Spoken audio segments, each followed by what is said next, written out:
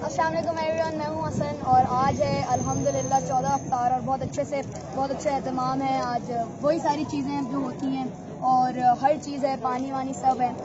मैं हमेशा से कहता हूँ जब मेरे पास लोग आते हैं मुझे अप्रिशिएट करते हैं, मुझे बहुत खुशी होती है, मोटिवेशन फील होती है।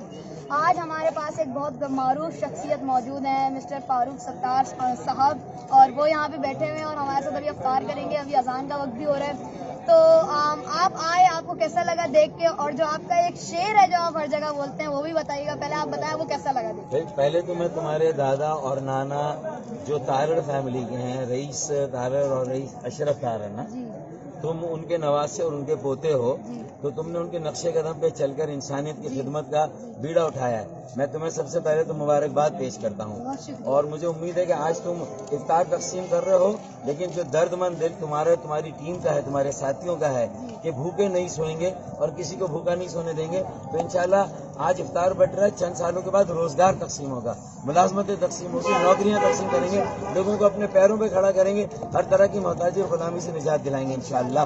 तो मैं एक शेर पढ़ूंगा तुम्हारे जज्बे के नाम पे कि कुछ देर की खामोशी है फिर शोर आएगा, कुछ देर की खामोशी है फिर शोर आएगा, तुम्हारा सिर्फ वक्त आया है, हमारा दौर आएगा। पाकिस्तान जिंदाबाद।